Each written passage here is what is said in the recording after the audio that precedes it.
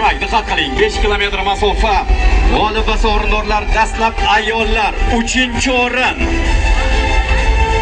Oydina Ikramova. Olqishlab qo'yamiz.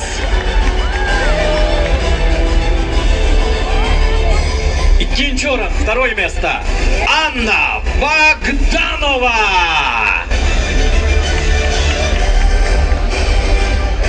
Hamda birinchi o'rin, первое место.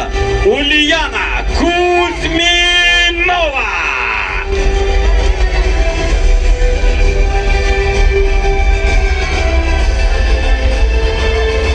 G'olib va sovrindor bo'lgan sportchilarimizga medallar hamda pul mukofotlari taqdim etilmoqda. Xususan 3-o'rin bronza medali hamda 1 million so'm pul mukofoti, 2-o'rin kumush medal hamda 2 million so'm pul mukofoti. Birinchi o'rinni egallagan tojikistonlik sportchimizga oltin medal hamda 3 million so'm pul mukofoti taqdim etilmoqda. Olqishlab qo'yamiz yana bir bor azizlar. Ana endi esdalik uchun suratga tushish marosimi 5 kilometr masofa ayollar o'rtasida g'olib va sovrindor bo'lgan sportchilarimiz.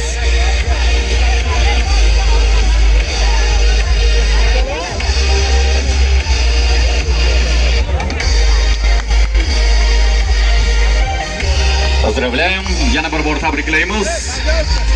Davom etamiz. Aynan 5 kilometr masofada erkaklar o'rtasida g'olib va sovrindor bo'lganlarni taqdirlashga o'tamiz.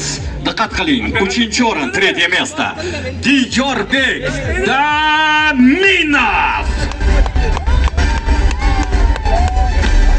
2-o'rin, второе место. Jahongir Rahmatullayev.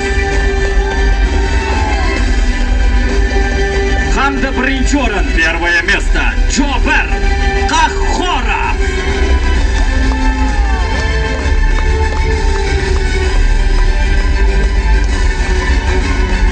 Ularga ham mos ravishda bronza, kumush hamda oltin medallar, shuningdek pul mukofotlari 1 million, 2 million hamda 3 million so'm pul mukofotlari taqdim etilmoqda.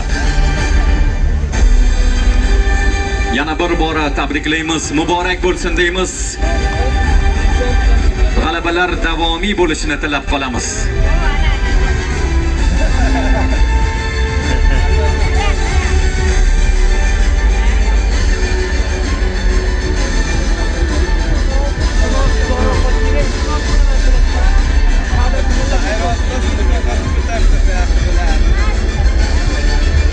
Esdalik uchun suratga tushish marosimi. Biz esa Toshkent ularni qo'llab-quvvatlab qo'yishingizni so'rab qolamiz. Qarsaklaringiz eshitilmayapti azizlar.